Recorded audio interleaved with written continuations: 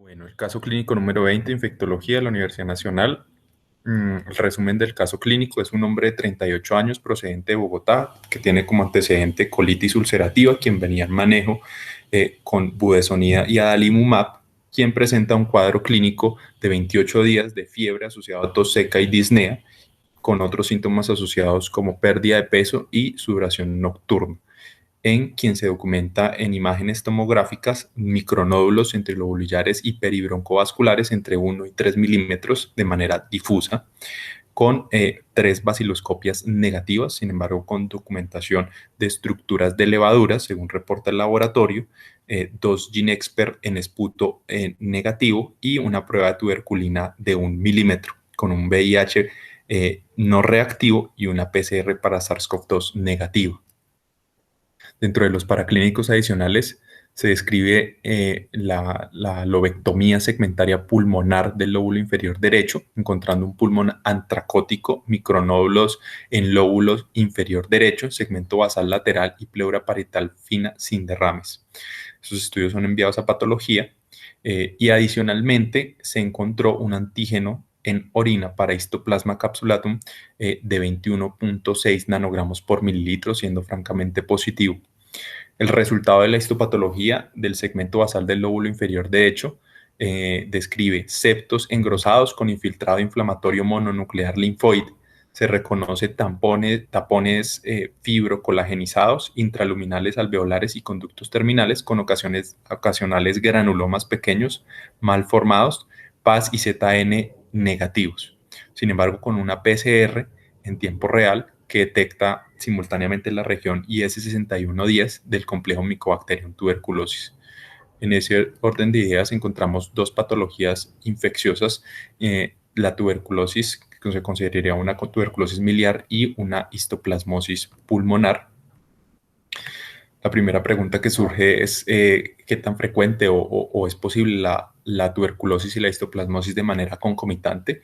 Esto se ha estudiado de manera más amplia en pacientes VIH y hay descripciones de estudios de corte en estos pacientes con histoplasmosis y la documentación de tuberculosis de manera concomitante. Colombia es uno de los países que tiene los porcentajes reportados más altos, 35%, en comparación con otras regiones de Sudamérica, seguido por Perú y Brasil. La otra pregunta es, en pacientes que están en manejo con inhibidores de TNF, que existe la posibilidad de la aparición de histoplasmosis diseminada y tuberculosis diseminada. Encontré este reporte de caso en el cual describen una paciente de 65 años con artritis reumatoidea y en manejo también con el mismo anti-TNF, el adalimumab, y quien presenta un cuadro de disnea, fiebre y pérdida de peso de 6 meses, pero este paciente tenía un factor ambiental que era el cuidar palomas, era su hobby, y una PPD positiva en 30. En la biopsia en el vaso se le documentaron lesiones en las cuales se encontraron organismos similares a levaduras histopatológicamente compatibles con histoplasmosis, y en el lavado broncoalveolar se encontró una PCR positiva para Mycobacterium tuberculosis. Podemos observar en la tomografía las lesiones micronodulares de manera difusa en el nivel pulmonar muy similares a las que teníamos en nuestro paciente. Realicé un paralelo de las dos entidades. Entonces, primero, respecto a la descripción de la epidemiología, la incidencia en Colombia de la tuberculosis para 2020, acorde a los registros del Instituto Nacional de Salud, corresponde a 14,83 casos por 100.000 habitantes. Esta incidencia es de las más bajas reportadas en comparación con los años anteriores. Probablemente esto esté relacionado con el impacto que ha tenido la pandemia por COVID-19 en relación con el reporte de los casos. También hay reportes de que el 12.84% de los casos de tuberculosis de manera general están en relación con pacientes VIH, y la forma pulmonar es la más frecuente, el 82% de los casos, y la forma extrapulmonar el 17.7% de los casos. Y la tuberculosis miliar corresponde al 2.7% de los casos. Entonces, realmente es una forma relativamente infrecuente en comparación con las otras presentaciones de la tuberculosis. Respecto a la histoplasmosis, incidencia en Colombia no encontré, pero lo que sí encontré fue documentación a nivel de Estados Unidos, donde reportan, dependiendo del estado, porque es una enfermedad endémica, que puede oscilar entre 0 y 0,43 casos por 100.000 habitantes. Los datos que sí tenemos en Colombia es que el 70.5% de los casos de histoplasmosis se han documentado en pacientes VIH y el 7% han estado en relación con algún otro tipo de inmunosupresión. Y solo en el 12% de los casos se identificó el factor ambiental relacionado o factor de riesgo. Aquí podemos observar las áreas endémicas de histoplasmosis y podemos observar cómo tanto Norteamérica como Suramérica y Centroamérica presentan múltiples áreas que son endémicas e incluso hiperendémicas, como algunas regiones de Brasil, algunas regiones incluso de Colombia y Perú. Respecto al cuadro clínico, pues realmente son dos entidades similares. La frecuencia de aparición de síntomas como fiebre y diaforesis nocturna, en el caso de la tuberculosis miliar, es del 96% y la fiebre en la histoplasmosis es del 95%. La pérdida de peso se presenta en el 92% de los casos, la anorexia de los casos de tuberculosis miliar, la anorexia 92%, la tos, disnea y dolor pleurítico 72% y la cefalea en el 25% de los casos de tuberculosis miliar. Para histoplasmosis, la tos se presentó o se ha descrito en el 61% de los casos, lesiones en piel y mucosas en el 43% de los casos, los síntomas constitucionales en el 41% de los casos, las visceromegalias 40%, adenomegalias 34% y la cefalea en un 29%. Cabe resaltar que en la histoplasmosis el compromiso pulmonar único se ha descrito en el 20% de los casos y el compromiso extrapulmonar 25% y diseminada 54%. La histoplasmosis se puede clasificar según pues, sus hallazgos y su diseminación o complicaciones. Entonces tenemos la histoplasmosis pulmonar aguda, que puede presentarse desde síntomas respiratorios similares a un resfriado hasta un cuadro franco similar a una neumonía. Muchos de estos casos, especialmente los leves, pueden resolver solos de manera espontánea, sin ningún tipo de tratamiento adicional. Los casos de histoplasmosis progresiva diseminada se han encontrado frecuentemente en pacientes que están con algún tipo de inmunosupresión, por lo cual usualmente requieren pues, un tratamiento antifúngico. La siguiente es la histoplasmosis pulmonar cavitaria crónica, que presenta o que se ha relacionado como factor de riesgo importante en pacientes fumadores y con alteraciones anatómicas. Y por último, los síndromes mediastinales, que usualmente son complicaciones de esas formas pulmonares, en las cuales se han descrito la linfadenitis mediastinal, el granuloma mediastinal y la fibrosis mediastinal. Respecto a las imágenes de tórax en la tuberculosis miliar, la presentación clásica del patrón miliar correspondiente a la documentación de estos micronódulos de manera difusa, en la radiografía tórax se encuentran en el 50% de los casos. Otras manifestaciones menos frecuentes, como el patrón nodular asimétrico, nódulos coalescentes, vidrio esmerilado y hallazgos descritos como tormenta de nieve en el 10 al 30% de los casos, y hallazgos mucho menos frecuentes, en menos del 5% de los casos se describe el derrame pleural, el empiema, el neumotórax, el neumomediastino, la consolidación segmentaria y la cavitación. Algo importante a resaltar es que en la tomografía de tórax estos nódulos de la tuberculosis miliar usualmente son de 2 milímetros o menos. Respecto a la histoplasmosis, también se describen múltiples hallazgos en relación con las imágenes de tórax. Entonces podemos observar nódulos de manera difusa en todo el campo pulmonar, pero vemos que el tamaño probablemente es más grande en comparación con los nódulos de la tuberculosis miliar. También hay tomografías en las cuales podemos observar hallazgos sugestivos de fibrosis, engrosamiento de los septos interlobulillares, en nódulos con vidrios en densidad de vidrio esmerilado, y también podemos observar en las formas, pues las cavitaciones, en las formas crónicas las cavitaciones, pues la forma cavitaria crónica. Diagnósticos diferenciales, tiene una amplia gama de diagnósticos diferenciales que se pueden dividir dependiendo de su etiología en común. Las infecciones, entonces ya describimos la tuberculosis y la histoplasmosis, pero además podemos describir la blastomicosis, la coccidioidomicosis, el micoplasma neumonía, nocardiosis, desórdenes inflamatorios en las cuales se describen la sarcoidosis, enfermedades neoplásicas, como el carcinoma broncoalveolar, el carcinoma de pulmón con linfangitis carcinomatosa, el carcinoma metastásico, y hay otras enfermedades como la eosinofilia pulmonar tropical, la hemosiderosis, la neumonitis de hipersensibilidad en relación con el uso de medicamentos tipo metotrexate, ciclofosfamida, nitrafurantoína y algunos antidepresivos, y otras causas pues más raras que incluyen otras infecciones como criptococosis, legionela, mieloidosis, tularemia, brucelosis, entre otros.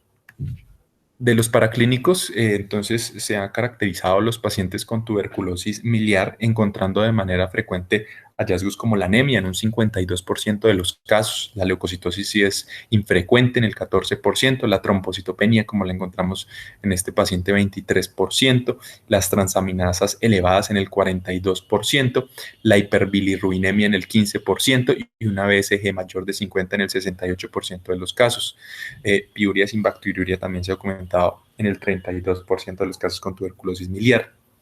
Como bien lo mencionaron durante el análisis del caso, la frecuencia de positividad de las pruebas de la baciloscopia, de la extensión de ZN y del cultivo es variable y es realmente insuficiente, podría decirse, para el caso de la tuberculosis miliar, encontrándose en esputo una baciloscopia positiva, una tinción de ZN positiva solo en el 33% de los casos. En el lavado gástrico es un poquito más alto ese porcentaje, 43%, y el cultivo en esputos solo el 62% son positivos. El lavado gástrico sí presenta un rendimiento un poquito mayor respecto al cultivo en el 100% de los casos. Eso está en relación pues, con el número de pacientes incluidos en ese estudio que describen que no era tan grande. En la orina en el 14%, el exudado de serosa el 6%, la positividad de la tinción en el líquido cefalorraquídeo 8% y lavado o cepillado bronquial solo el 27% eran con tinciones positivas para ZN. Entonces esto hace un poco más complejo y difícil el acercamiento diagnóstico de la tuberculosis miliar. Respecto a las pruebas de PPD e IGRA, tener en cuenta que la PPD, esta prueba de tuberculina, se puede presentar una anergia en el 20 al 70% de los adultos con tuberculosis miliar. Entonces, gran parte de estos pacientes no van a tener una tuberculina positiva. Y aún así, donde nos salga positiva, pues realmente no nos indica la presencia de enfermedad activa. Cuando se evalúa la sensibilidad del IGRA en pacientes con tuberculosis miliar, entonces encontramos el cuantiferón y el T-spot con sensibilidades del 67 y 90% respectivamente. Sin embargo, los intervalos de confianza de esta sensibilidad reportada no se solapan, entonces pues se considera que, y con un valor de P que no establece diferencias estadísticamente significativas de estas pruebas diagnósticas. La prueba de tuberculina en la tuberculosis miliar presentó una sensibilidad del 25% y en la tuberculosis no miliar del 63%. Entonces sí vemos una caída en el rendimiento diagnóstico de esta tuberculina. Para la histoplasmosis, pues hay descritas diferentes métodos diagnósticos, encontrando las coloraciones especiales que incluyen RAG, GEMSA y metenamina de plata, los cultivos, la serología, que puede hacerse a través de fijación del complemento e inmunodifusión, y el ELISA para la detección de antígenos. Entonces podemos observar que la sensibilidad de las pruebas diagnósticas va a variar dependiendo del tipo de histoplasmosis. Entonces, por ejemplo, en la histoplasmosis aguda, las coloraciones tienen una sensibilidad del 10%, el cultivo sí 15%, la serología 95% y la detección de antígeno entre el 25 y 75%.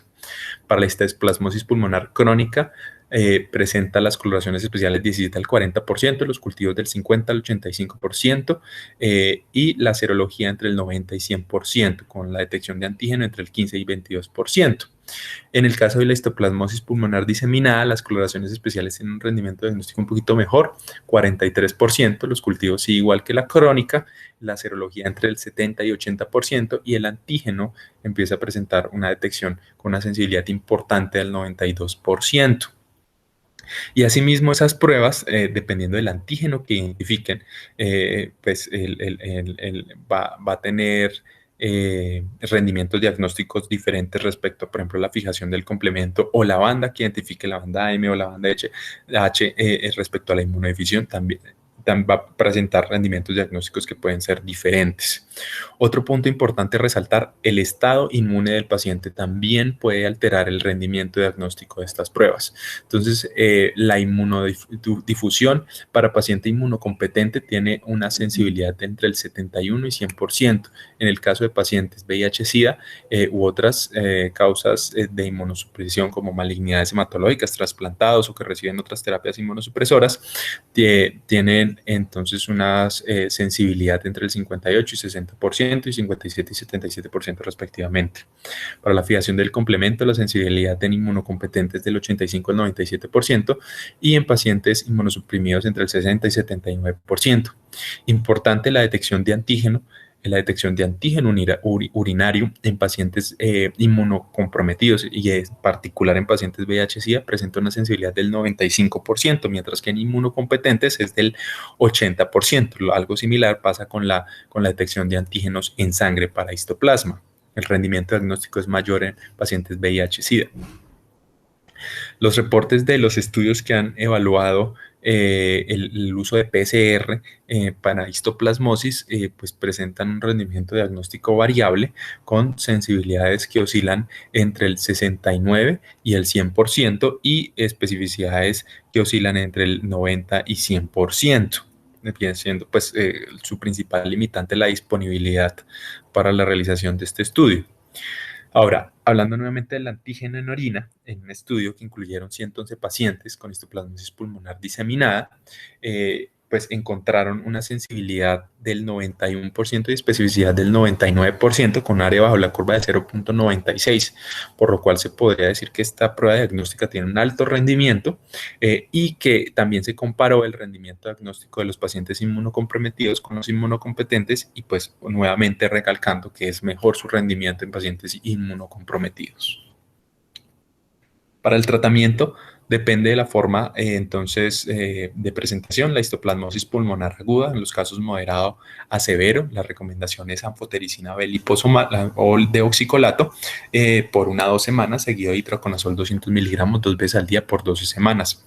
En los casos que son leve a moderado, con síntomas mayores a 4 semanas, se recomienda el uso de itraconazol 1 o 2 veces al día por 6 a 12 semanas. En el caso de la histoplasmosis pulmonar cavitaria, la recomendación es el uso de itraconazol 1 o 2 veces al día por al menos 12 meses y en los casos de síndromes mediastinales como la linfadenitis mediastinal y el granuloma mediastinal, en caso de presentar síntomas, se puede utilizar el itraconazol 200 miligramos 1 o 2 veces al día por 6 a 12 meses. Respecto al tratamiento de la tuberculosis, pues realmente no hay mayores cambios en relación con lo que ya conocemos, una fase intensiva de 56 dosis del tetraconjugado, seguido de una fase de continuación de 112 dosis de isoniazida y rifampicina en relación con con su uso con la piridoxina. Ahora, ¿cuál es el problema de cuando tenemos estas dos entidades? Tener en cuenta las interacciones medicamentosas. Entonces, por ejemplo, en el caso del itraconazol, con el uso de la rifampicina y rifautina, pueden disminuirse los niveles séricos. Asimismo, el itraconazol puede aumentar los niveles séricos de la rifautina. También tener en cuenta pues esto para los pacientes VIH, que el uso de antirretrovirales tipo efavirenz, nevirapina disminuye los niveles del itraconazol y el lopinavir, ritonavir y atazanavir, ritonavir aumenta los niveles del itraconazol, por lo cual la recomendación en estos casos es monitorizar los niveles de itraconazol, pues obviamente sujeto a disponibilidad, que esa es la principal limitante. Las recomendaciones respecto pues al tratamiento de la enfermedad progresiva, pues es básicamente las cosas que ya mencioné.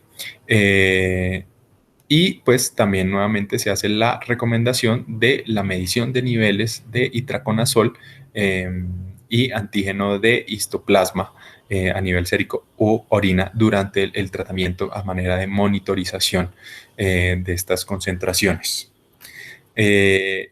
El tratamiento para la histoplasmosis y la tuberculosis que ocurren de manera conjunta, pues realmente no hay una guía clara. Pues tener en cuenta los niveles del itraconazol y los otros medicamentos, las posibilidades de toxicidad también en relación con el aumento de los niveles, como es el caso de la rifautina. Pero pues a nivel de Colombia, el uso, o sea, hay reportes de casos del uso de fluoroquinolonas como alternativa de reemplazo para la rifampicina para el tratamiento de la tuberculosis. Sin embargo, pues esto fue un estudio descriptivo, por lo que la calidad de la evidencia es baja. Mensajes para la casa. Colombia tiene una alta incidencia de tuberculosis y es endémico para histoplasmosis. La infección concomitante con tuberculosis y histoplasmosis es frecuente en nuestro país. Siempre debe tenerse un alto índice de sospecha de la tuberculosis miliar en relación pues con el bajo rendimiento de los estudios como las baciloscopias, incluso el lavado broncoalveolar. Siempre si realmente hay un alto índice de sospecha, pues buscarse. Existen múltiples diagnósticos diferenciales para los hallazgos de patrón miliar en imágenes de tórax, siempre tenerlos en cuenta. Incluso algunos pues, son muchos de origen no infeccioso. Y el rendimiento diagnóstico para el diagnóstico pues, de la histoplasmosis puede variar según el tipo de enfermedad, el estado inmunológico del paciente y la muestra utilizada. El tratamiento de la histoplasmosis depende de la clasificación de la enfermedad y la presencia o no de síntomas en algunos casos. Y los niveles de itraconazol se pueden ver alterados por el uso de antituberculosos y antirretrovirales, como ya vimos, por lo cual pues, lo ideal sería tener estos niveles en estos pacientes. Muchas gracias.